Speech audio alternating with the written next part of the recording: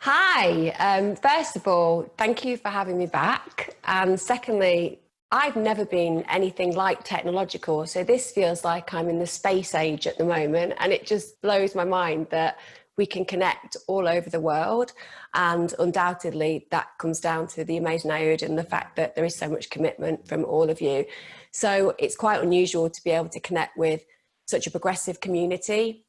I know I'm going to be talking about mental health today. I think it's really imperative to just firstly recognise and reflect the unusual reality that you guys experience, which is a really solid foundation of belongingness. And I think at times where we've had separateness imposed on us, it's important to just kind of connect with the subtext of what's real in our lives. And that, of course, is that you belong to this incredible community. And it's really lovely being able to be a part of that belongingness as well. I didn't get to come last year because there were mental health issues in my own family. And so coming back this year, having experienced quite an acute trauma myself, I feel like I'm coming with new eyes that I'm going to share with you right now. So when we talk about mental health, people often start thinking about it in the context of mental illness because people often talk about the area of mental health in conjunction with particular classifications, shall we say, people who have depression or anxiety or bipolar and so on and so forth. But what I want to do today is I want to bring it back to the reality that mental health affects every single one of us. And mental health is a work in progress and a working process that every single day we have to work towards maintaining. So whilst life will happen to us, at points there'll be dips and troughs, the reality is that to some degree, even when we feel that the world has gone a little bit crazy and that we have less control than we would ordinarily have experienced, we actually can still do a lot of things that can make us feel healthier and happier, and of course, more in control of our own world. So hopefully in our sessions later on, that's one of the things that we're going to be exploring. And whilst I'm talking about this today, if anybody has any questions that kind of burns in them, feel free to share them at the end of this, or feel free to share them at the end of my session. So bringing it back to what mental health is, I imagine that if I were to ask all of you now how it's been in the past few months, undoubtedly there would be a variety of answers. And certainly when people like myself who work in the field are called experts, for example, there's a part of me that kind of shrinks because I'm only ever really an expert in my own world. And from my own world, I learn how to shift and shape in the world around me to manage my own mental health. And whilst I study and research and reach out to people that I work with, the reality is I'm always learning from those around me. And you too, right now, as young people, are learning from the world around you. And it has never been a more profound time where young people are concerned and young adults are concerned. The world is at a juncture which can feel overwhelming. The sensitivity to our environment, the sensitivity to our communities, these are things that have been pivotal in the past 3 to 4 years. And in the last 4 to 5 months have become something that every single one of us, particularly in the European world, have experienced firsthand. And the reason I'm saying that is because right now I'm seeing that a lot of people have been dealing with things like anxiety and depression.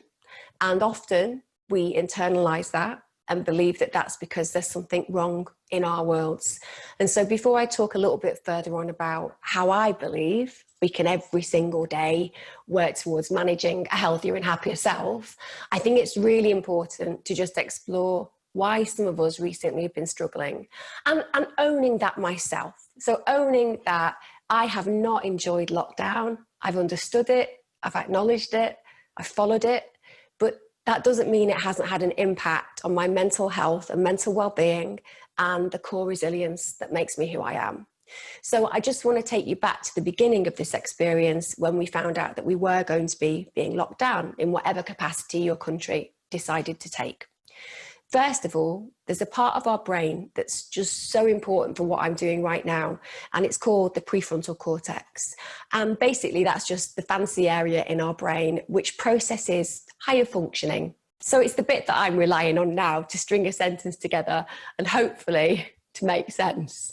And that area of our brain is just brilliant. It's why we have great relationships. It's the bit that makes our problem solving potential. It's what makes us do well in our jobs. But it has an Achilles heel. And the Achilles heel is stress.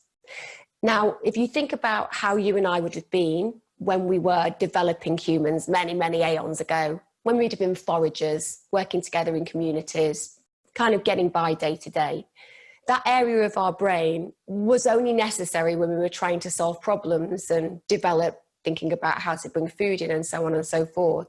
But the other area of our brain that was really important is the amygdala. And the amygdala is our instinct area. And it's great because that instinct area makes sure that when we're crossing a road and a car's heading for us, that we get out of the way. It's the area where we don't necessarily think we thought a lot about it. It just happened. Now that instinct area takes over when we have a period of stress. And that stress is meant to be momentary, as in the example I've just given you, getting out of the way of a car. Because you don't need your prefrontal cortex then telling you that the car's red and it might be heading for you at 60 miles per hour. You need your amygdala to get you out of the way. But you've had that stress for nearly 4 to 5 months, which means that some of the fallout and collateral damage of that clinically is that you're going to be feeling less able to focus, more lethargic, less able to feel excited and hopeful and happy. And unless we explain that that's very little to do with you and what you're creating, and much more to do with what's being created for you and your internalization of the process, you may believe that your mental health is becoming problematic when in fact it's just going through an issue with being clinically oppressed by the environment. And I think it's important to say that because a lot of the time we do loads of really good things to try to make ourselves feel better, and it doesn't just have the impact that it did 6 months ago. So I want, whenever I'm talking about this now, for you to think, okay, so some of that stuff that I've been thinking is about me might actually just be about the stresses around me. I've had no control over it. And realistically, it's going to shift and it's going to change. And that makes me breathe a little bit more easily into those feelings of anxiety and stress that I might have been feeling. And of course, as I would always say, the caveat here is if it's something that doesn't clear up, we'd often ask you to go and see a healthcare professional, because it's really important that you get your health and mental health managed by people who can when it gets problematic. But for most of us, it's going to have been a difficult period. So how, in challenging times, do we build the resilience to get ourselves through them? And again, one of the things I'm going to be doing this afternoon is exploring that in more finer detail and creating some strategies that can help. But for those of you listening right now who feel that you have got through this period and you've not had that many problems, let's be honest, some of you will have been there. To some degree, you can thank your DNA, for example, your temperament. Some of us get really lucky. We get the knocks and the punches in life. And for some reason, we just have this programming that seems to get us through it. But that's not the majority. For most of us, it's been about refining and redefining our worlds. And that's the other side of this. So aside from the impact on your mental health because of the genuine scenario of stress being produced through lockdown, we now have to also explore the impact of environment. So the shift in our understanding of security. Now, I've spent years telling my clients that security is a myth, not because I want to disarm them or upset them, the contrary, because I want to equip them. Because if you believe that life has complete security, it can be taken away from you in a moment. And also, it can create what I feel is the uncomfortable comfort zone. And when you realize that security is only something that you have tiny amounts of control over, such as the fact that you love your parents, for example, but then something can happen to one of those parents and you have to deal with it, or you love your job and then somebody makes a decision and you don't have that job anymore. So if you base your sense of self and security on other people who can control some of that, it can be taken, which is why it's really important to recognize that the powerful experience of recognizing that security is a myth is it can make you brave. And what we've had recently is a perfect example of that. So we believed the world was a certain way and it changed. And sometimes that can impact really negatively on our mental health. But equally, it has this incredible power to do something creative and progressive. And whilst we're living a particular narrative, it doesn't mean that we have to live the narrative in the way that we think we're being told we have to, such as feeling overwhelmed and like the world is ending and that we have absolutely no ability to enjoy it anymore because it's been catastrophically affected. You know, that's one way of doing something which we call ruminating, which basically means that when something bad happens, we relive the event over and over and over in our heads, and it rehashes the pain, and it's like a cognitive spinning of wheels, and it doesn't actually move us forward towards healing and growth. So this perfect opportunity right now that we're encountering is a chance to reframe who we are in the world that we experience. And the reason that that's so powerful is that when we realize that courage is within us, but the only reason that we feel courage is through fear. So the emotional prompt that we experience to know that we are brave is not being brave. The emotion that we feel that gives us our bravery is fear. It is the emotional prompt that is telling you the process and information that you require to make the changes that are important to you. So let's say right now you've been dealing with your mental health in a way that has been affected by this particular situation. What you can do is ruminate that things have changed forever, that you're never going to enjoy your life in the way that you used to, and so on and so forth. But you can equally rewrite it like this. Even when faced with a pandemic, even when separated from the people that I love, the people that I gain support from, even when life as I know it changes, I find a way forward. I rewrite the conditioning within myself. I change the narrative to one that says, I have power in this moment. I may not be able to control the external processes, but I have full power to control the internal processes that makes me who I am. It's about creating the lessons that have been learned. And one of the things that I'm sure we'll all be doing over these next few days is looking at the lessons. Because in my experience of dealing with mental health forever, I'm yet to really find that I learn anything in the good times. Aside from, this feels good, maybe I should stay here for a while. But in the chaos, in the times of the most dysfunction, the times that we're sometimes told to be afraid of, they're the times that give emphasis and weight and growth. And if you think about the very basis of who you guys are and why you're involved with what you do, one of the reasons that you do it is because of a key instinct of calling that says that every individual can have a profound impact on the world around them. And for some of us, we even feel that that goes deeper. It's a sense of duty to the world around us. And that is ignited even further when we have the power of community around us.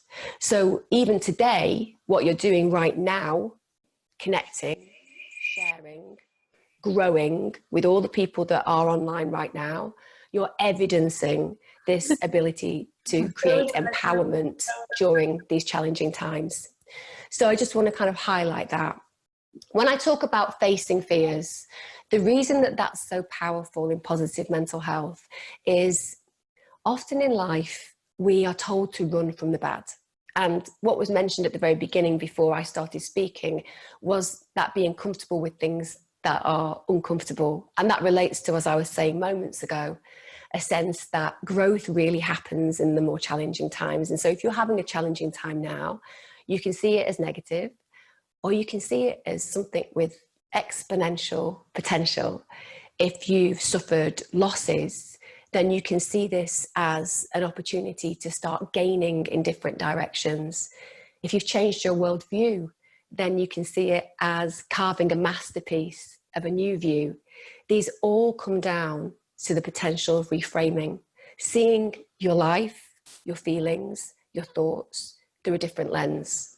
And fear, very much in the Western world in particular, we're told to avoid. If it's bad, we mustn't go near it. And it's the most debilitating emotional value to experience.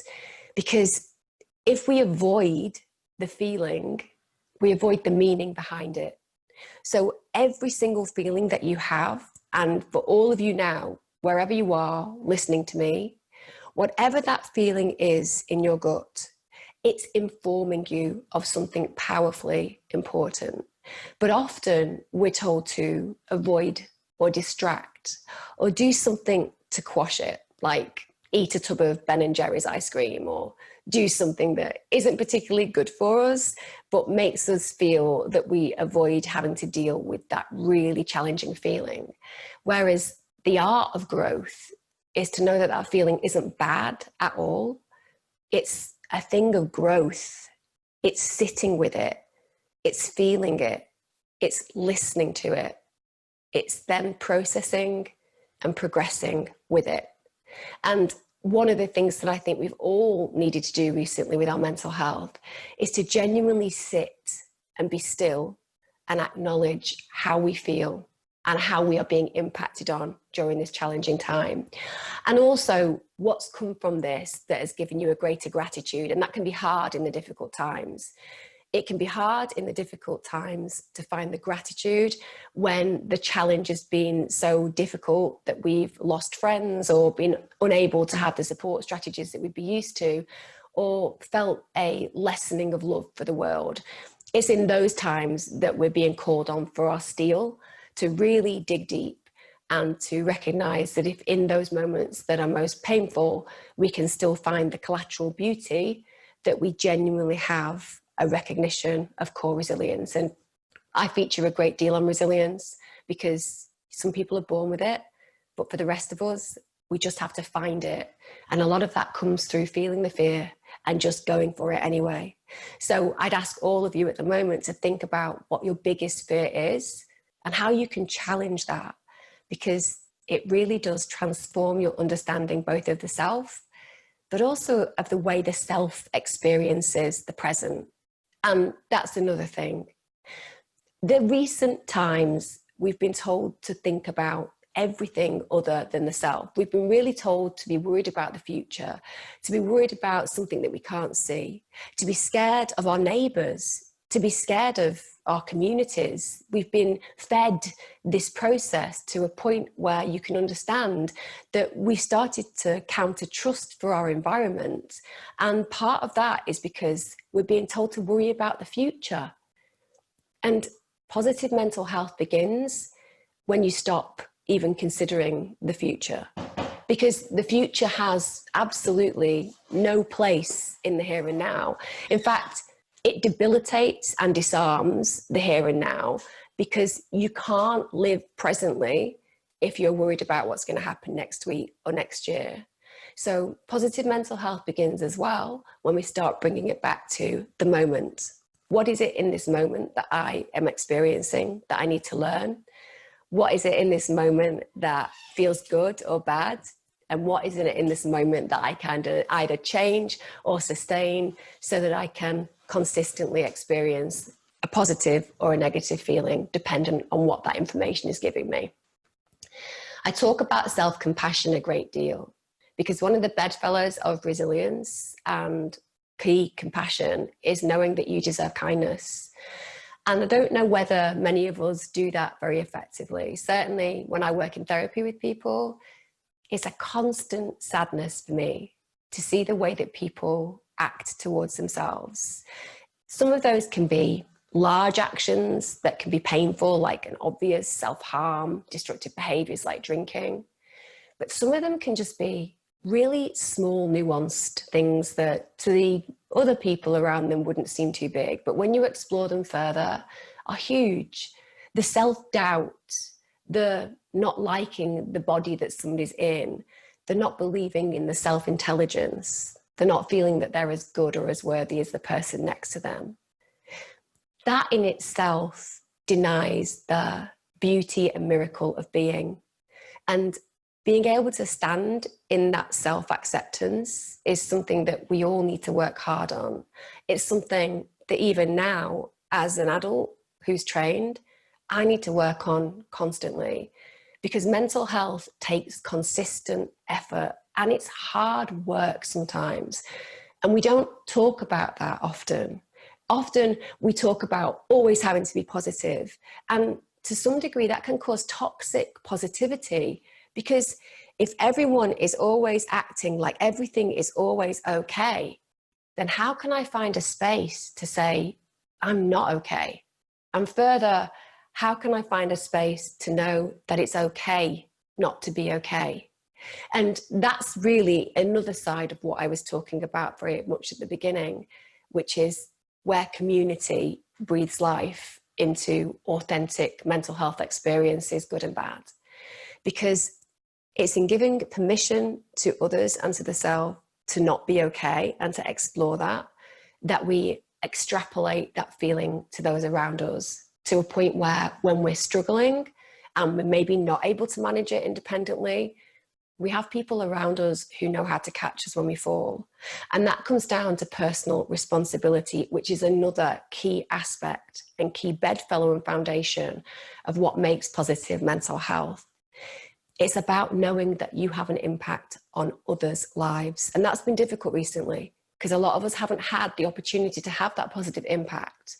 But we know that when we believe that we can have a positive impact on the people around us, whether that's saying it's okay for you not to be okay, you talk to me about that, or whether it's about voluntary work or community work, or all the things that mean that we have meaning and impact, we know it higher self-esteem. It makes the human being feel a sense of belongingness and self-power. And it also impacts on the people around us, which reflects our purpose. So when we think about mental health and how we can improve it, we also have to think about how we improve by improving other people's experiences too. But that again comes down to the authenticity of being real within ourselves. And talking about mental health and wellness, it's tough. It's tough to tell people that you're struggling. That's why mental health in the Western world in particular has never been more challenging for young people, because we talk about mental health a lot, but we don't talk about our mental health a lot. And the power is in shifting that. And if there's one thing that you pick up from this conversation, it's that line that you'll constantly hear people talking about mental health, but are we actually really talking about our mental health? And that needs to shift, in my opinion. If there's something that this coronavirus has really taught me, it's the absolute importance of key relationships within our worlds. And if you've had an experience during this period of realizing that you haven't got people to go to in your world, that is not a bad thing. That's a pivotal moment of realization. It's an epiphany, because it says, now I know what I need to shift and change. Now I know that I need to find more connections. Now I know that I need to be more belonging. If you found that you have an incredible support network during this period of time, then it's a moment of reflection and gratitude, and also a reflection of how must it feel not to have this in your life? And how can I make sure that those people having epiphanies that they don't have these things can meet people like me who has many of these things? So it's about also recognizing that your positive mental health can lead to you encouraging the positive mental health of others. And your negative experiences within your mental health framework can also mean that you have epiphanies that can then articulate change in your world for the better. Now, later on, I'm going to talk about meditation. The reason that I'm going to do that is because, firstly, I'm obsessed with it. It changed my life. It changes other people's lives. But secondly, we talk a lot of talk about how to manage mental health, but a lot of us don't do the walk. We really don't. We nod our heads when we're told to look after our bodies, to look after what we put in our bodies, to look after what we do with our bodies, to look after how we exercise our bodies, and everyone nods and everyone agrees and everyone says that they get it. But does it translate to action? And that's one of the big things that we see challenging our mental health. It's that we understand, we have it in the thought, but without the power of transmuting that into action and then actually doing what it is that needs to change, we stay stuck. Because the old saying is true, if all we ever do is what we've always done, then all we'll ever get is what we've always got. And so you have to make a shift and a change. That's why right now, this period of time has been so enlightening and growing and scary and beautiful all in one moment. And I think the final thing that I'll say before we start moving on, as I know my time is coming to an end, is cultivating forgiveness is powerful when it comes down to positive mental health and wellness. Because often we spend our lives gathering and hoarding resentments, things that we've lost, people who've hurt us, issues that we feel have been managed badly around us, people who've let us down. And the list is endless for many of us. But that list, that ticket, that receipt that you have for all of those things, it makes you ill. It's actually the thing that limits you. It means that you hold on to a past that has gone, and it prevents a present that could be beautiful.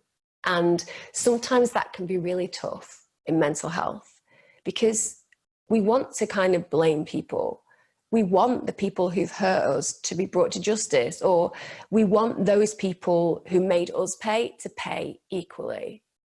But all it does is burn the present and prevent us from having the positive growth and motivation that can mean that we get the life that we deserve. So I always practice the art of forgiveness. Like, who are you holding on to? Who have you been hurt by? And how can you let that go?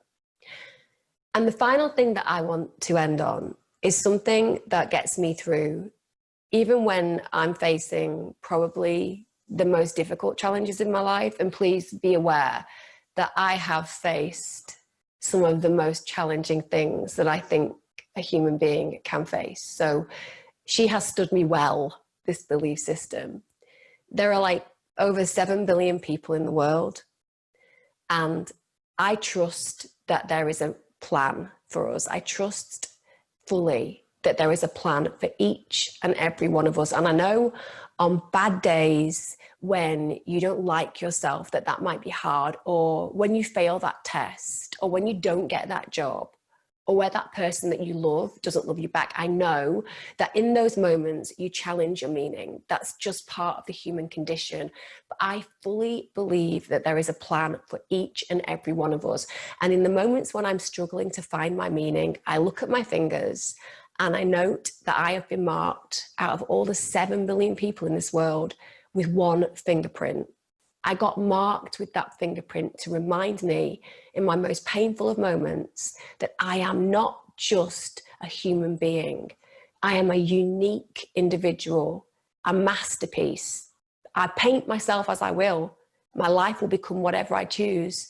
But know that each and every one of you, you are a one-off. Why would you be marked that way? Unless there was something so beautiful and unique to bring to this world that each and every single one of you have. And maybe on those bad days when you feel that way, just take a look at that, meditate on that belief, and recognize that you have real meaning to this world, and the impact that you can have is unique. Thank you.